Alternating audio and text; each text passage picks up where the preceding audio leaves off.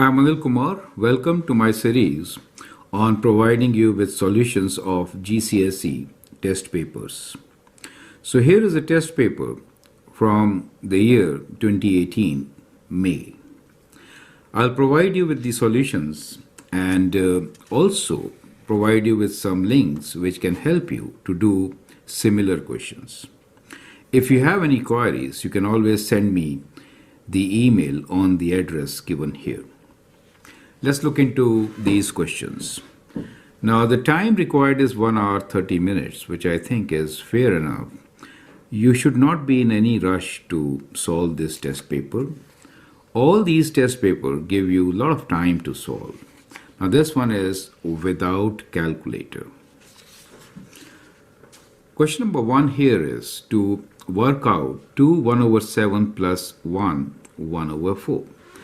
Now, when we are working with the mixed numbers, we have a combination of whole numbers. So I could write this as 2.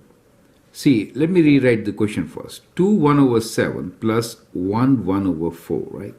So basically, we are adding these two whole numbers, which are 2 plus 1. And we are also adding the fraction part, which is 1 plus 7 and 1 plus 4, correct? So we get 3 wholes. And to do this portion, which is 1 over 7 plus 1 over 4, we'll take a common denominator. So 4 times 7 is 28. You can cross multiply. So you get 4 plus 7, right? So you get an equivalent fraction with denominator of 28. So that gives you 3 wholes, and 7 plus 4 is 11 over 28. So that is one solution, which I think is a neat solution for such a question, right? It takes minimum time. The other option is to write them as improper fractions, right? So we could also do it like this. 1 over 7 plus 1 1 over 4 could be written as 2 times 7 14 and 1 15 over 7 plus 5 over 4. Now again, we can take a common denominator of 28, right? So multiplying 15 by 4, 4 times 5 is 20. And 4 times 1, 4 and 2, 6, right? Plus 35. And that could be written as 95 over 28, right? Now you could leave the answer in this form, or on the side, you could also do 95 divided by 28. Now you will get the same answer. If I do 3 times 8 is 24, 2. And then we get 8, and when you take away, you get 11. So your answer basically is 3, 11 over 28. The idea of showing both the methods is to tell you that this is without calculator, right? So it is without calculator.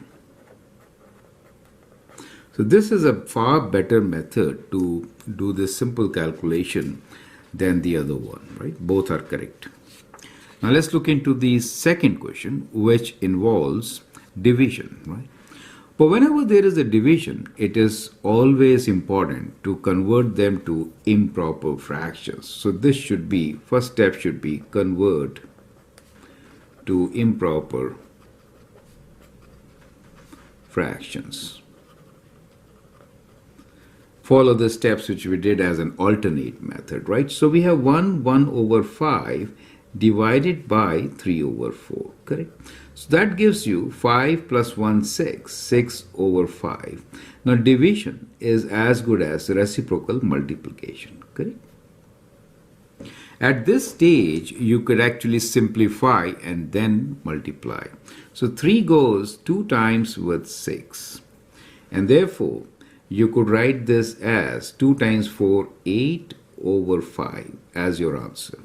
Now, since the question involved mixed numbers, it is a good idea to write this also as a mixed number. So we get 5 times 1 and remainder is 3. So that is your answer.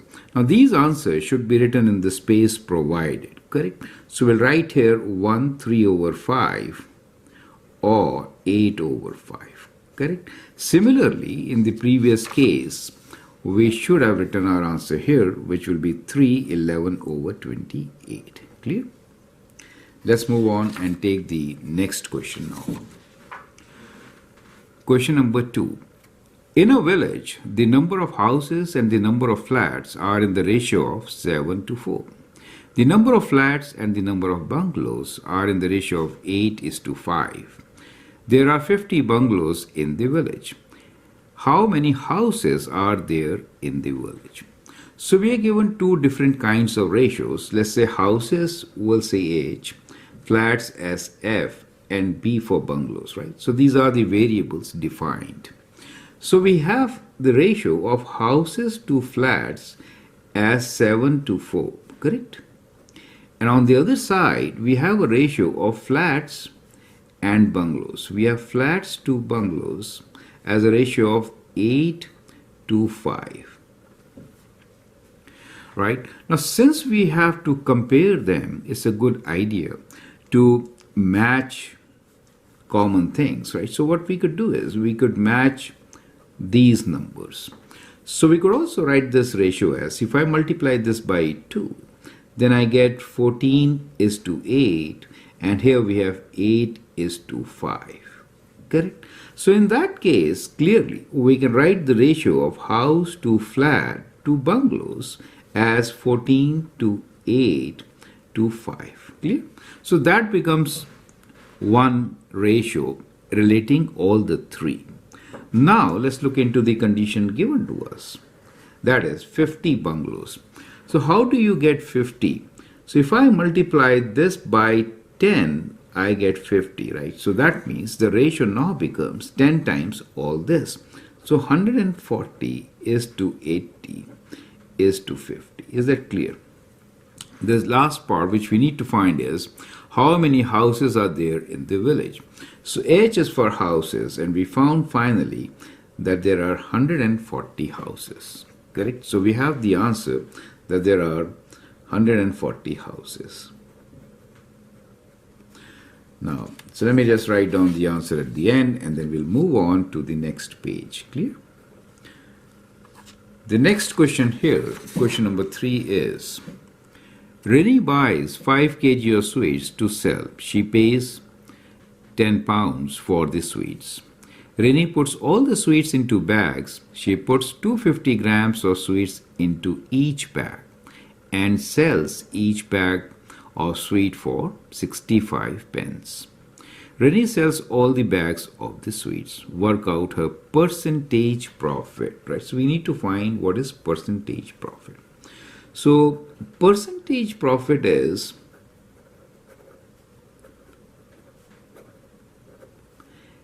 equal to, you have to find the revenue, right? So first is the profit, right? So profit basically is revenue minus cost, right?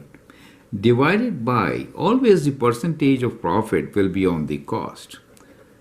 Cost times 100. Good? So that is how you're going to find the percentage profit. Now cost is given to us.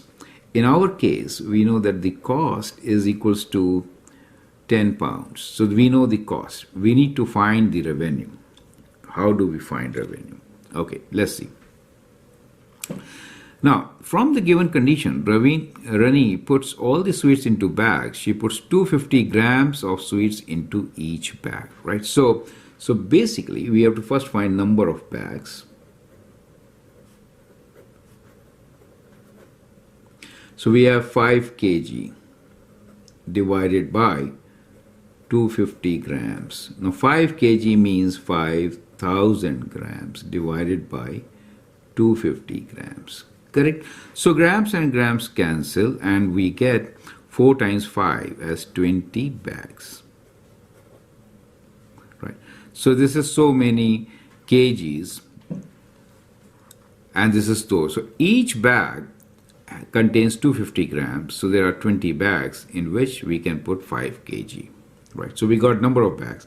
Now, we are also given here, she sells each bag for 65 pence, right? So revenue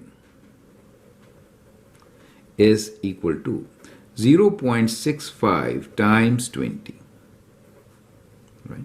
So when you multiply, just double this, 2 times 5 is 10. 2 times 6 is 12 and 1 13. Since there is a decimal right here, and we have one more 0 here because 20, right? So you have to put decimal after 2 places to get 13 pounds. So the revenue here is 13 pounds, right? So we have revenue as 13 pounds. Now we can, let me write.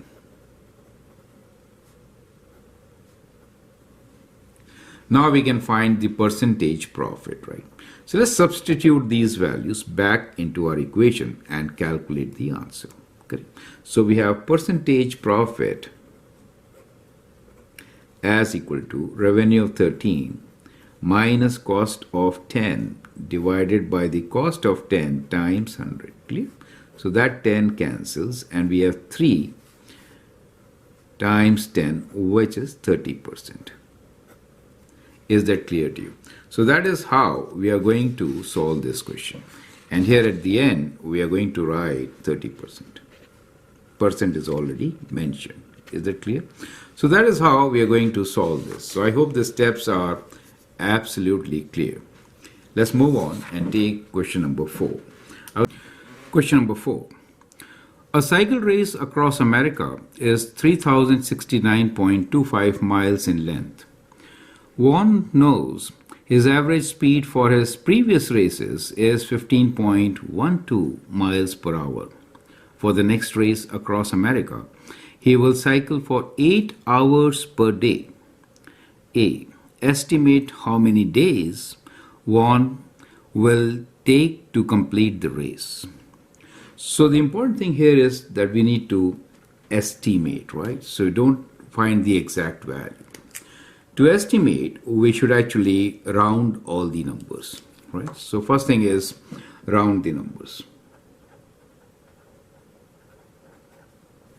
So let's begin with the kilometers or miles of the race. It is 3069. So we can say distance to be covered is approximately equal to 3000 miles, right?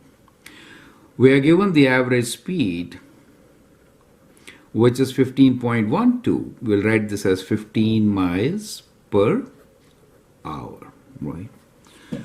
Okay, we are also given that the race is 8 hours per day, right? We are doing 8 hours per day. And what do we need to estimate? How many days will it take to complete the race? Now we need to find the number of days, that is time. Now as you know, distance, speed, time is related. We can always write this relation in the form of this shortcut method. Distance is speed into time, and time is distance over speed. So time taken will be how much? That's what we need to figure out, right? So we can say time, which is distance over speed, can be written as 3000 miles over 15 miles per hour, right? So we get our time in hours, correct? So that miles and miles cancel, and we can actually divide both by 5. So we get 5 times, let's divide first by 3. So we get 5 here, and this is 1000, correct? And now we can divide by 5, so we get 200. So this could be written as 200 per hour, means hours goes in the numerator. Now we actually want to find how many days. So we want to write down number of days. So the number of days will be,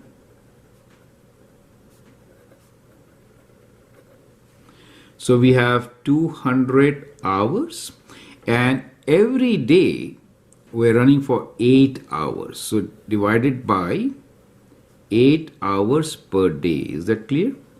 So dividing by 8, if we divide by 4, we can divide directly also. Dividing by 8, 8 times 2 is 16, and 5, 25, correct? So we get 25 days. So that is the estimate, right? So we can write here our estimate as 25 days.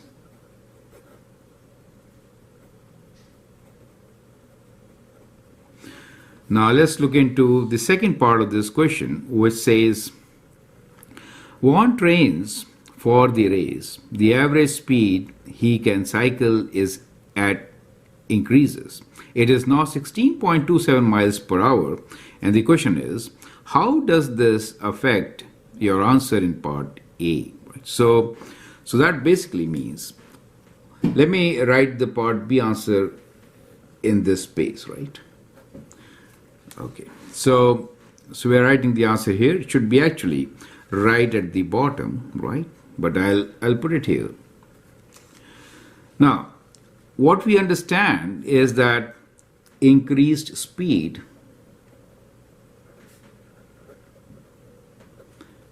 implies lesser time, right? Or decrease in time, right? Now in this case, we were taking 25. Now you can see that the speed increases from 15 to 16 miles per hour, right? So it is approximately, you can say, increased by, you can say, less than 10%, right? So 10% is 1.5. This is 1 point. This is just 1, right? So around 8% increase, right? So that means we have 8% less time. That is true, right? So earlier we were doing 25 days, right? So instead of 25 days, it will be 25 into 8% less. So you can say, let's say if you decrease by 10%, it is 2 less, right? So times, you can say 0.92, right? So that will give you 92% of this, right? You understand? So that is what it is. So approximately, we can actually multiply by 9 with 2 decimals. 9 times 5 is 45, 4. 9 times 2 is 18, and 4, 22, right? So we can say estimate 23 days. You're getting my point, right? So we say less by 8%, that means 92% of 25 days, right? So this really means 92% of 25 days, which we said 90% to be approximate, and then we got the value as around 23 days. So how does this affect your answer in part A? Clearly, the distance will be covered faster, so lesser time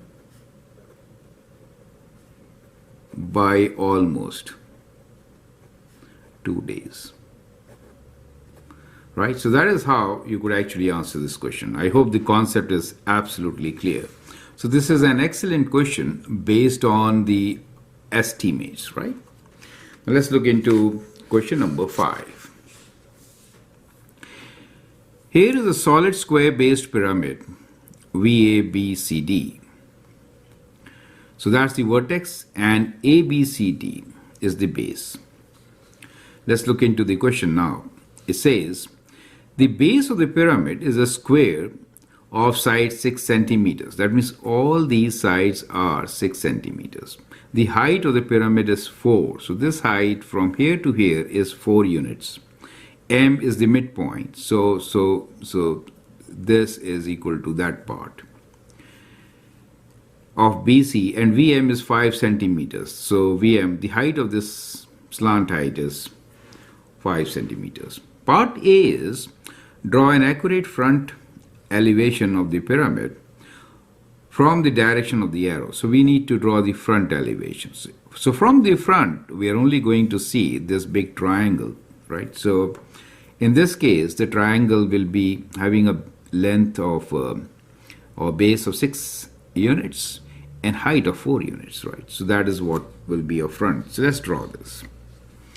So let's say if I take this as my top, let's go down by 4. 1, 2, 3, 4. That is going to the base. and 6 units. That means 1, 2, 3 on this side, 1, 2, 3 on this side. So that gives you 6 units of base. Joining this, we get our front view. Is that clear? Well, all these answers should be in black, right? So you should be sketching all this in black. So you can actually draw it like this.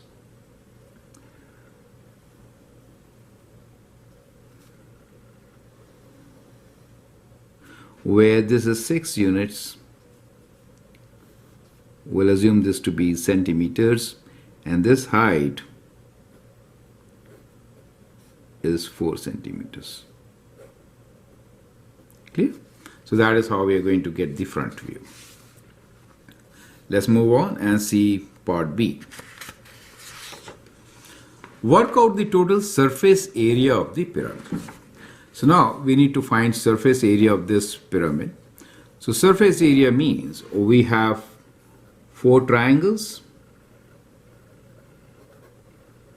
and we have 1 square. So square is the base and triangle are the faces, right? So 4 triangles 4 times, area of each triangle will be, so we are looking into these triangles. So in different inks, I'm putting things only for explanation here, right? So half base into height. So the area will be half of base is 6, right? Times 6, and height for this particular triangle is 5 units. So that becomes your area of 4 triangles. So we can just cancel this 2. And 6 times 5 is 30 plus 2 is 60 centimeters square. Clear? Square base 6 times 6. 6 times 6, which is 36. And total, we can just add them up. Okay? So we are just going to add them up. We get 96 centimeters square. That becomes our answer. We have used the formula that area of triangle equals to half base times height and area of square equals to side square. Correct? So we know side is 6, we know base is 6 and height is 5. Perfect. And that's how we get it. So I hope the steps are clear. Let's move on and take the next question, which is question number 6. Question here is, a pattern is made from 4 identical squares. The sides of the squares are parallel to the axis, right? So this side, for example, will be parallel to this axis. That will be parallel to the y-axis. The question is, point A has coordinates 6, 7, as shown here. Point B has the coordinate 38, 36, right? Point C is marked on the diagram. Work out the coordinates of point C. So we need to find the coordinates of point C. We need to find the x and y value of this coordinate. That is the question.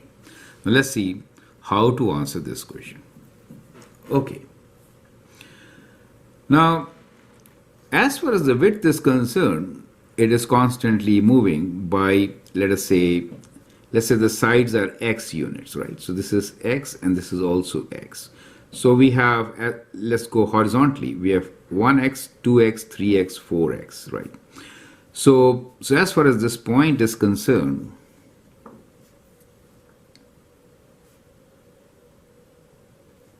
here x should be equal to, now here we have 6, right? 6 plus 4x.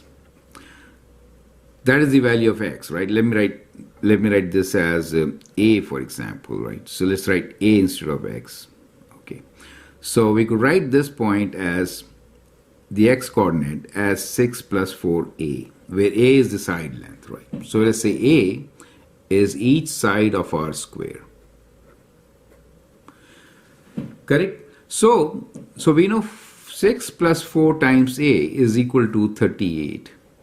So 4 times a is 38 minus 6, which is 32. So A is 32 divided by 4, which is 8. That means the square is 8 units, right? So both these sides are 8 units. Is that clear? Right. So we find that the length is 8. Now, we need to find the y coordinate. We know now the x value, right? So x value is 6 plus 32, which we know, right? Okay. We can find the x value of this point clearly. So we have now 6 plus 1 8 and 2 8, right? So 2 times 8, we get the x value. So 2 times 8 is 16. So we get this value as 6 plus 16, which is 22. Clear? So that is the x value, right? Now let's work out the y value. So as you can see, we are going down from this 36, 8, and then again 8 to get the y value.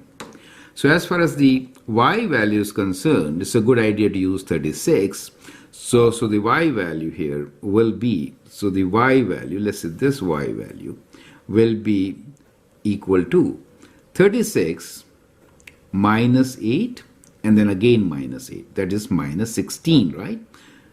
Which is 36 minus 16. So we get 0. 3 minus 1 is 2. 20, right? So the coordinates will be 22, 20. Does it make sense to you?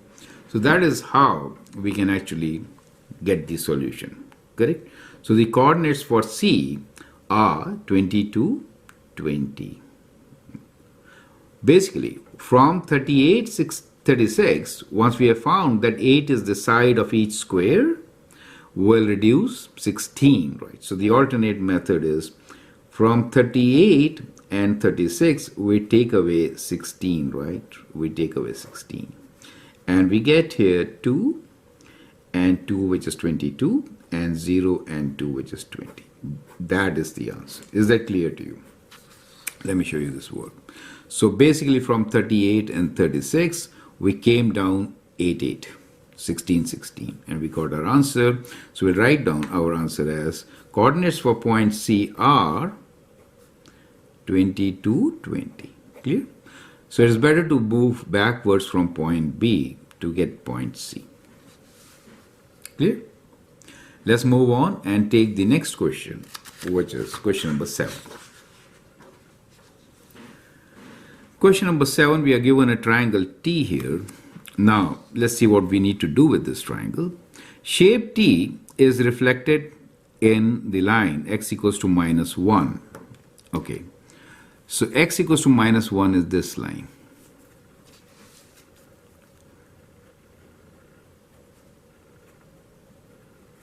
So it is reflected on this side.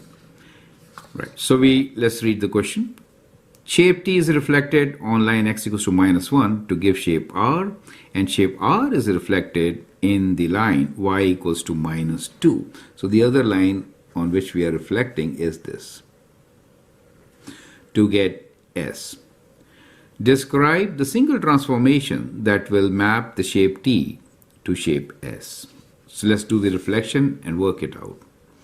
So the first part is reflecting this triangle on this line, which is x equals to minus 1. So we have 1, 2 units, we'll go 2 units, we get this point, and then 2 units there, and this is 3 units, so we get a triangle here. So from T, we got the triangle R. Now, triangle R is being reflected on the horizontal line, which is y equals to minus 2. So when you reflect this 1, 2, 3 units up, it will go 3 units down. So 1, 2, 3.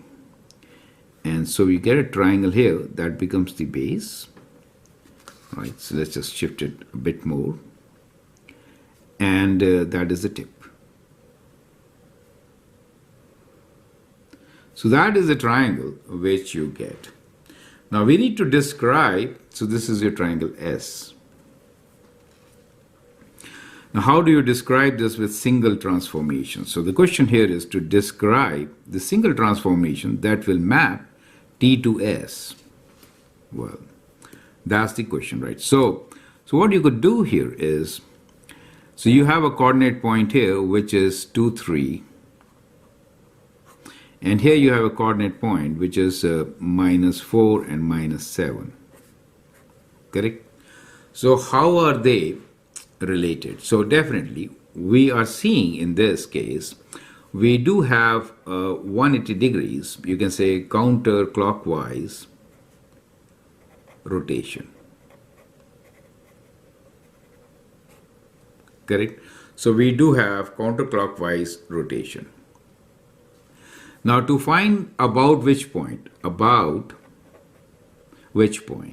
to find the point which is about, we have to add and find the average value. So we'll do plus -4 divided by 2, and we'll do 3 plus -7 divided by 2, right? So that is about this point, right? That's that point. So 2 minus 4 is -2, divided by 2 is -1, and when you add this, you get -4 divided by 2 is -2, right? So that is the point. So the point in between will be -1, -2.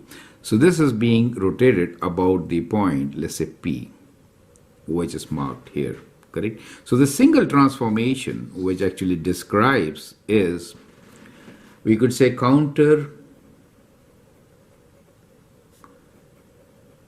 clockwise rotation of T by 180 degrees about P, which is -1, -2. Is that clear? Now it could be counterclockwise or even clockwise. Both will give you the same result. Is that clear to you? So that is how we are going to answer this. Perfect. Let's move on and take the next question, which is question number 8. It says the perimeter of a right angle triangle is 72 centimeters, right? So we have a right angle triangle whose perimeter is 72 centimeters.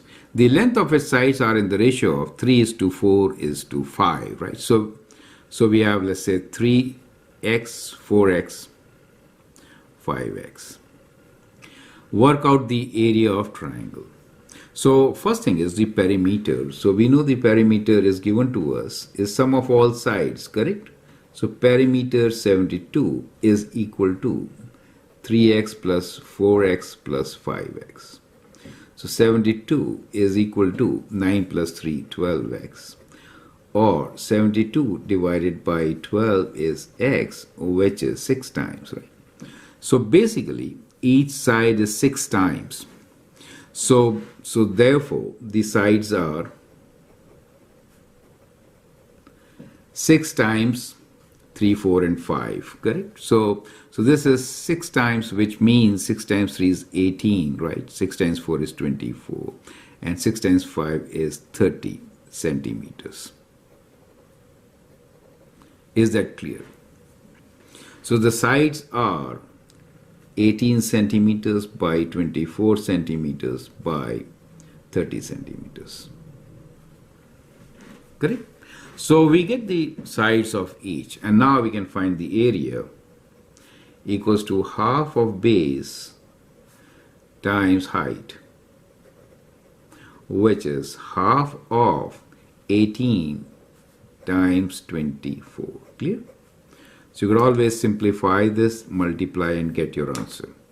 So we get times 12.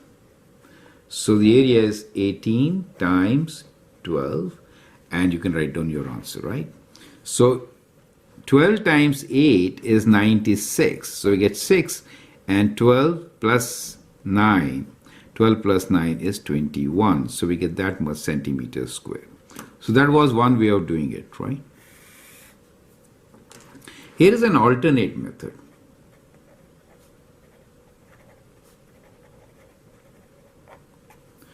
Now, we can actually find area of the triangle with sides 3, 4, and 5 in centimeters, right? So the area will be equals to half of 3 times 4, right? So the ratio, we can calculate this, which is 6, right? This goes 2 times. Area is 6. So area of a triangle with 6 times each side will be 6 times 6 square, right? So which is 6 times 36. And that will also give you 6 times 6 is 36, 3. 6 times 3 is 18 and 321 centimeters square. So you could do with similar triangles. So here we use the concept of similar triangles. Is that clear to you? But either way, we get the same answer, which is 216 centimeters squares already written, correct? So that is how you're going to answer this question. So I hope it is absolutely clear. Let's move on and take the next question, which is write down the value of 36 to the power of half. Basically, it is 36 square root, which is 6. So that is 6. Then we have to write down the value of 23 to the power of 0. Anything to the power of 0 is just 1. So the answer is 1 here. And the last one is 27 to the power of minus 2 over 3. So that means 1 over 27 to the power of 2 over 3, right? So this negative will do the reflection. Now, we can actually find the cube root of this. So this basically means 1 over cube root of 27, and then we'll square each. Do you understand? That's what it is. Cube root of 27 is 3, so we can square this and get the answer as 1 over 9. So we get 1 over 9 here as our answer. So that one was simple. Let's move on and take the next question. Question number 10. I'd like you to pause the video, read the question, and then draw the box plot. Question 10 is, the table gives some information about the heights of 80 girls. So we have a total of 80 girls. Least height 133 centimeters, greatest is 170, lower quartile 145, upper is 157, median is 151. Draw a box plot to represent this information. Okay, so the least is what? 133. So this is 130 given to us. Let me push this a bit. Okay. So 133 means 3 units. 1, 2, 3. So we get a point here. That is the least. Greatest is 170. So that's the least. Okay. 170 is the greatest. So that is 170. Lower quartile is 145. So 145 is the lower quartile. Okay. Let me make a box here. 145. Then we have upper quartile of 157. So 3 less than 60. 1, 2, 3. So that is it. So with lower and upper quartile, we make the box. And these are the whiskers. Okay, and the median is 151. So 151 is the median. Is that clear to you? Right, so this is 151. Here we have 145. Here we have 133. And then we wrote 170. Okay, so we have done the first part. To draw it, that's it. You can write lower, you can write, right? This is Q1, this is Q1, Q2, Q3. This is lower bound, this is upper bound, okay? Okay. As per your nomenclature. So we have difference in this nomenclature. Okay. Part B is work out an estimate for the number of these girls with a height between 133 and 157. That means 157 up to here, right? So all the girls up to this. So that means quartile 3, right? So in this range, we have 75% girls. Correct? So 75% is 3 over 4 times. Total number is 80. So, right? So when we get 3 over 3 times 20, which is 60. So when you divide this, you get 20, correct? So 75% girls, and the total is, of 80, which is like this, correct? So that's your answer, which gives us 60 here. Let's move on and take the next question. Question number 11. So we have a circle here. A and B are the points on the circle with center O. BC is a tangent, so this is a tangent. So that means if I join O with B, then I have a 90 degrees here. BC is a tangent to the circle. AOC is a straight line. Angle ABO is x degrees. This angle is given to us as x degrees. Find the size of angle ACB. ACB, we need to find this angle in terms of x. Give your answer in the simplest form. Give reasons for each stage of your working. Okay. Now, so let's look into the triangle AOB. So triangle AOB is an isosceles triangle. Clear? Since we have radius, since AO equals to OB and both are equal to the radius, so we have isosceles triangle, correct? So if this is an isosceles triangle, in that case the angle OAB should be equal to the angle OBA, which is x. So this angle is also x for us, right? Okay. Now these two angles are x for us. Now we need to find that angle. Okay, this is a straight line. So angle AOB is going to be 180 degrees minus these two x's, right? Minus x minus x. This is because sum of angles in a triangle is 180 degrees. Clear? So that gives us 180 minus 2x. So this angle here is 180 degrees minus 2x. So that means that the angle COB is equal to 180 degrees minus 180 degrees minus 2x, correct? This is a linear angle. So line makes 180 degrees, right? So that solves to 2x. So this angle here is 2x, correct? Now we know this is 2x. Therefore, the angle OCB should be equal to 180 degrees minus this 90 degrees minus 2x, correct? So that gives you 90 minus 2x. So angle OCB is 90 minus 2x. Give your reasons. We have given all the reasons. Find the size of angle ACB. So we can write down now our answer, which is angle ACB is equal to 90 degrees minus 2x. So that is how we are going to solve it. Correct? Question number 12 is, prove that the square of an odd number is always one more than a multiple of 4. Now, square of an odd number can be written as what? Odd numbers can be written as 2n plus 1, right? So that becomes an odd number.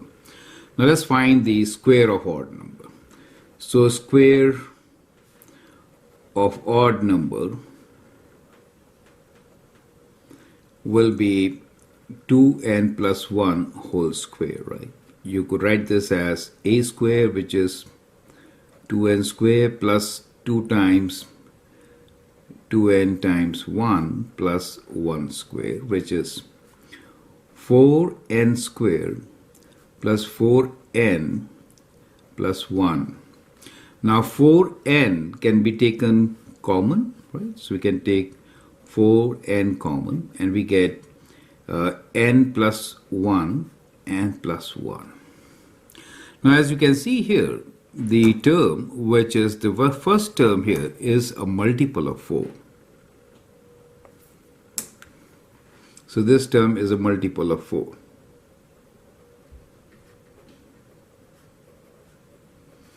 And to this multiple, we are adding 1, right? So that is how you can prove. Hence, multiple, I should say hence, square of an odd number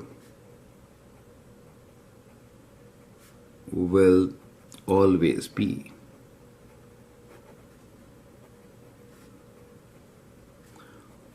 one more than multiple of 4. Clear? So that is how we can prove it. Now let's see question number 13. Question number 13 is square root of 5 times square root of 8 plus square root of 18 can be written in the form a square root 10, where a is an integer. Find the value of a. Okay, so we could write this as 5 times square root of 8 plus square root of 18.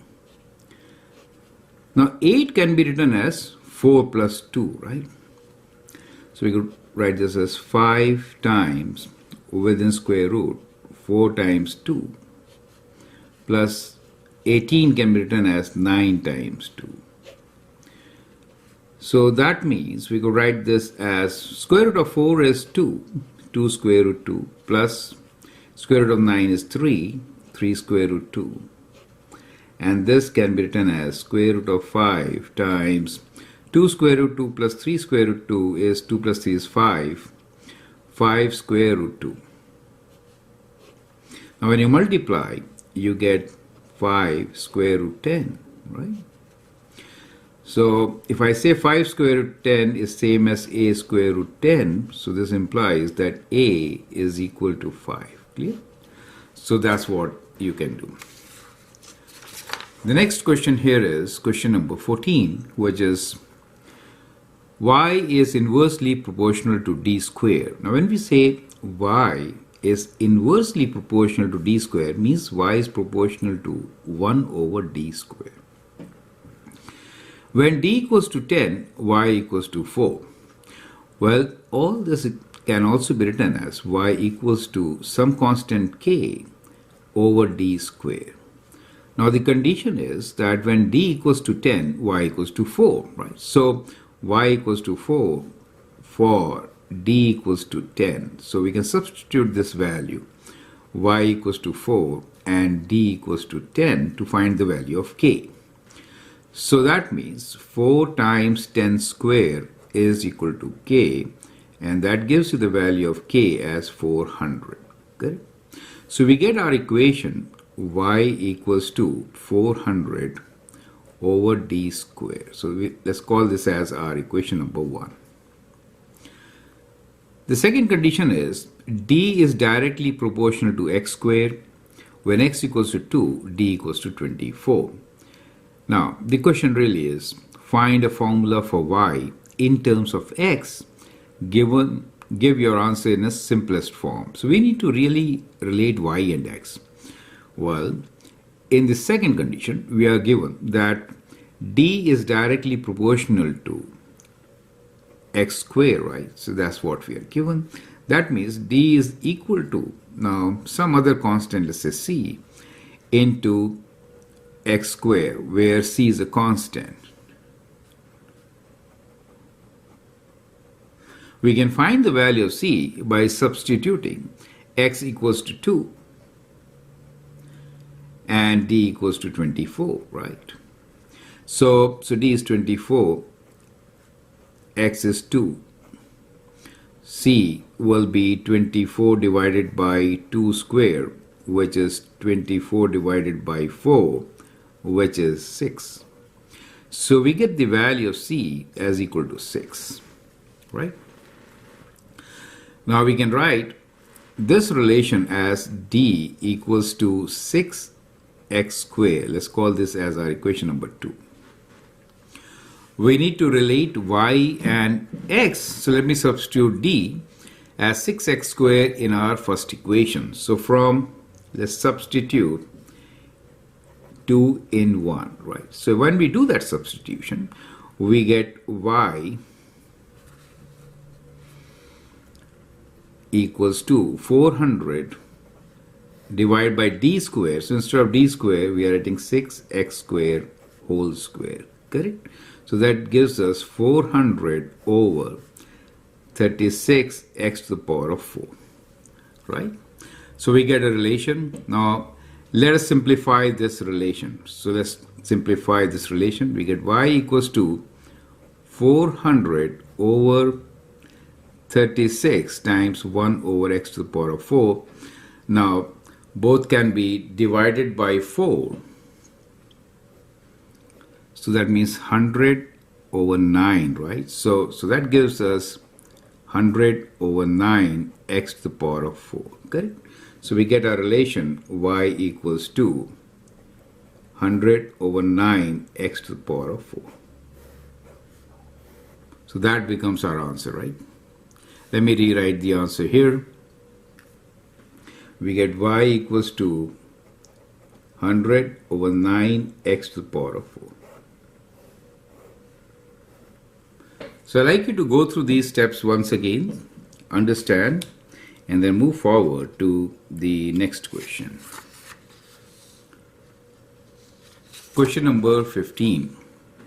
Factorize a square minus b square. Well, that is a plus b times a minus b, right? So this is how you can factorize a square minus b square, difference of square. The question is, hence or otherwise, simplify fully x square plus 4 whole square minus x square minus 2 whole square, right? So now think like this first term is a, right? So think this term here is a and this term is b. So we could write x square plus 4 whole square minus x square minus 2 whole square as equal to first term a, right? So x square plus 4 plus the second term plus x minus 2, right? Times, sorry. So we have written a plus b. Now we write a minus b, right? So a is x square plus 4 minus of the second term, which is x minus 2. Is that clear to you? Correct? So that gives us x squared plus x plus 4 minus 2 is plus 2 times x squared minus x plus 4 plus 2 is plus 6. Okay? So that is how we can factorize. Now x squared plus x plus 2, product of 2 you can get only as 2 times 1. Now that from there you cannot get 1. Here 3 times 2. We could factor this part, right? So we could write this as x squared plus x plus 2.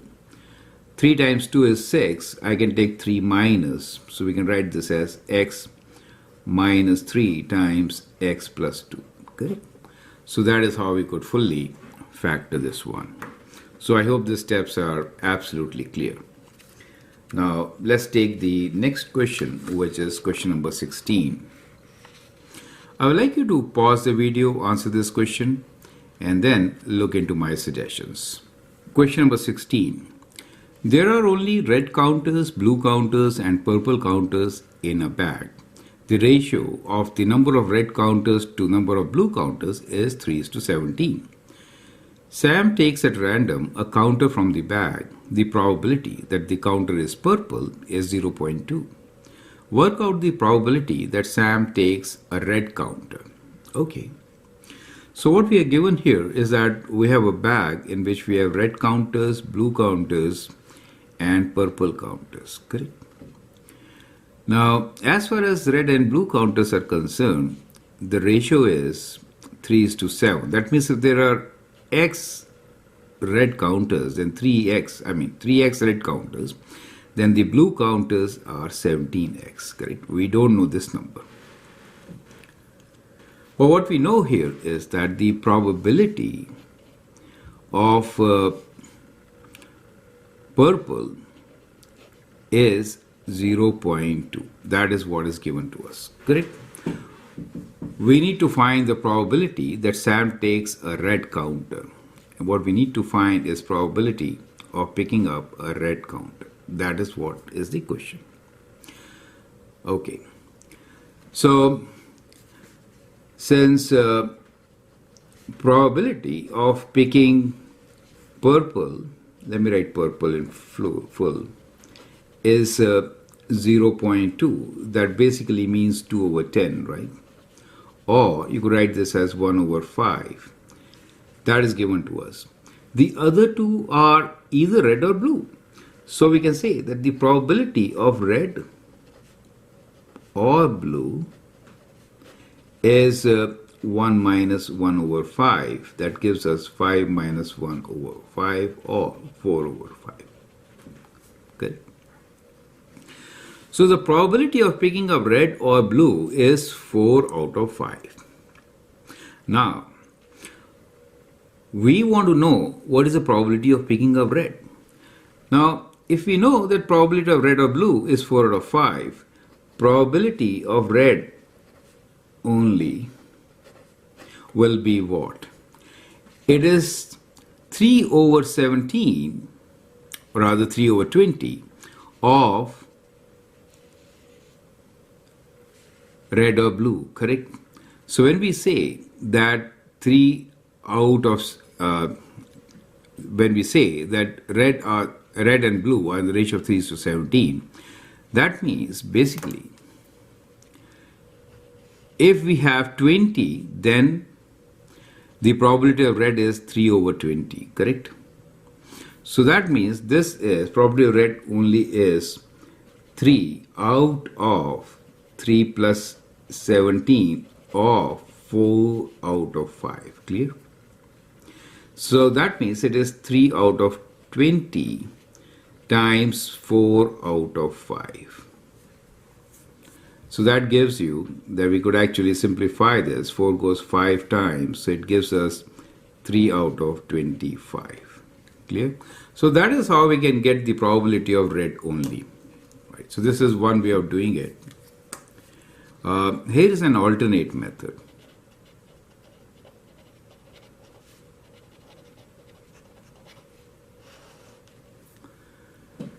Now, in this example, we are given that if there are 20 blue and red counters, then 3 of them will be red and 17 will be blue. We are also given that the probability of purple is 0.2 or 1 out of 5. Good.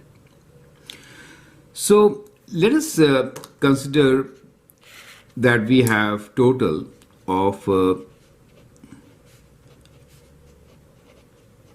since 20 and 5 gives you 100, right? So since the probability of purple is 0.2, that is 1/5 are purple. So in that case, 1/5 will be purple, right? So 1/5 of 100, that means 1 out of 5 of 100 will be purple, which basically means 20 are purple, correct? Now if 20 are purple, in that case, we all know that 4/5 of this quantity 100 will be both of them, right? So 4/5 will be out of 100, we know there will be 80. Correct? Now in 80, how many will be red and how many will be blue?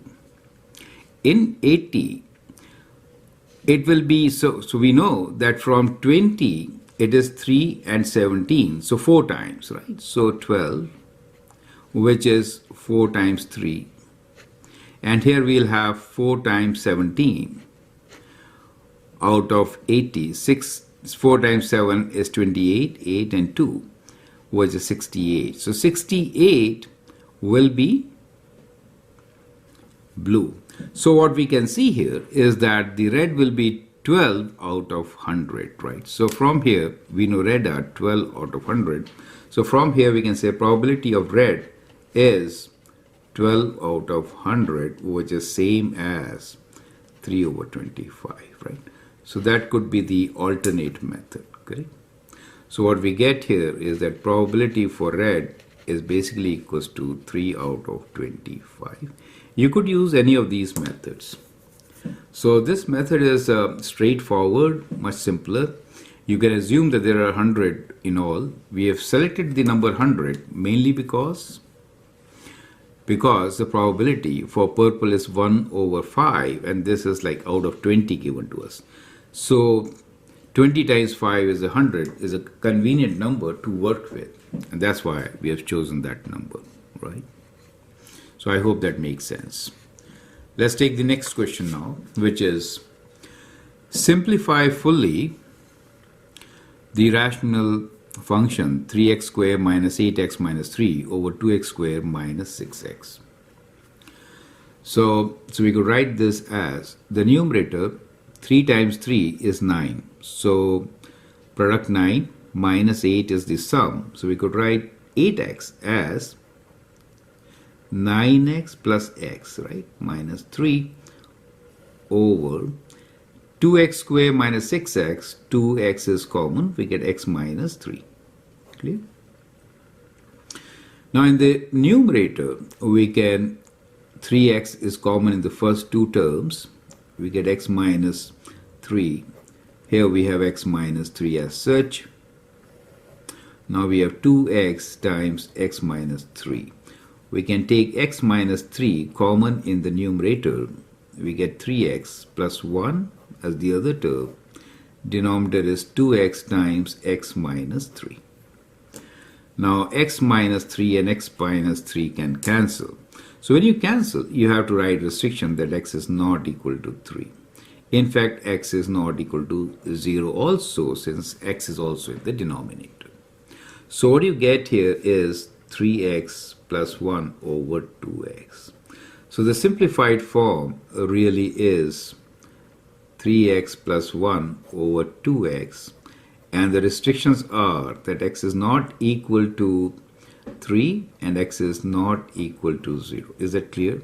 So that is how we are going to solve question number 17. Question number 18.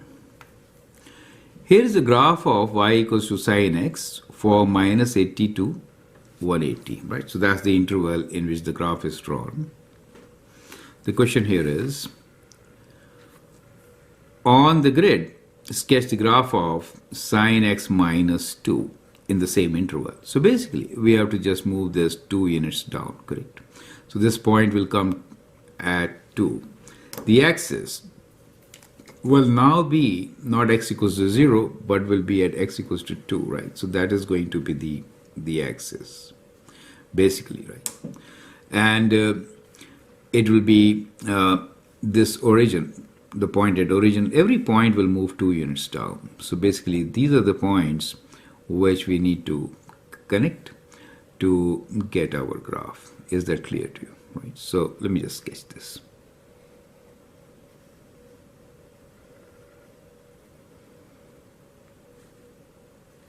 So that is how you're going to sketch it.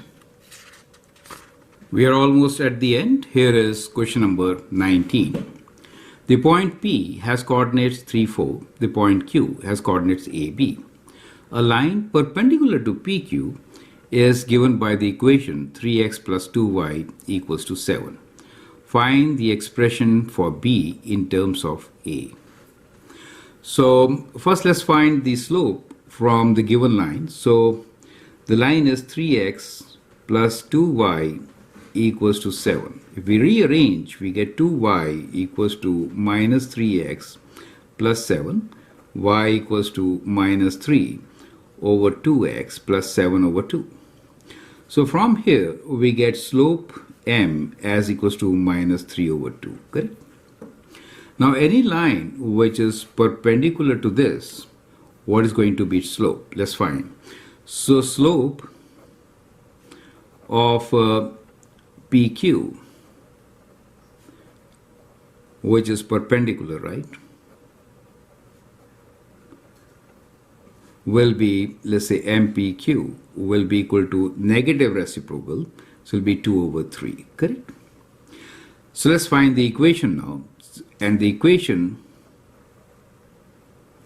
of line PQ can be written as y equals to slope MPQ plus some constant, let's call that constant as C. Now we have y equals to 2 over 3x, right, 2 over 3x plus C. To get the value of C, let's substitute the point P, which is 3, 4. So that means 4 equals to 2 over 3 times 3 plus C, right? So that means 4 equals to 2 plus C, or 4 minus 2 is equals to C, which is 2. So therefore, we get the equation as y equals to 2 over 3x plus 2, correct? So that becomes the equation in general. Now, let us find the relation of B in terms of A. Since the point AB is on this line, we can write this as B equals to 2 over 3A plus 2, since the point Q is on this line, correct? So that becomes the relation of B in terms of A, right? So that becomes our answer. So B equals to 2 over 3A plus 2. Right, so we'll write this relation here. So we have B equals to 2 over 3A plus 2. Now let's move on and take up the last question. Question number 20.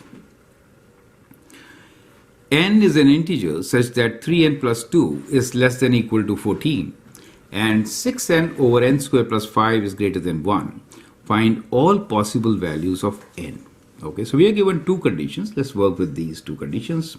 3n plus 2 is less than or equal to 14, means 3n is less than or equal to 14 minus 2, or 3n is less than or equals to 12, n is less than or equal to 12 over 3, so we get n is less than or equal to 4. So that is one condition, correct? From the other condition, we get 6n over n square plus 5 is greater than 1. Now since n square plus 5 is greater than 0, we can multiply on both sides. We can write this as 6n is greater than n square plus 5. Right? If this was not true, we could not do this, right? Since it's a positive quantity, we can do it. That is kind of important to understand. Okay, so 0 is greater than n square minus 6n plus 5. 0 is greater than, let's factor this, 5 times 1, both negative. We get this as our equation. Now if you sketch this parabola, it will be kind of what? It is a parabola which is going to open upwards with zeros at 1 and 5, right? It's kind of like this. So this parabola will have zeros at 1 and 5. We want this value to be less than 0. So that means anywhere in between these two values, right? 1 and 5. So the value of n is greater than 1 and less than 5. Now if we combine both these conditions,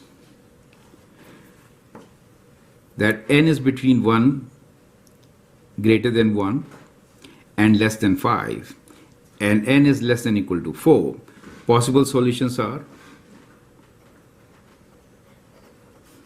or I should write all possible values,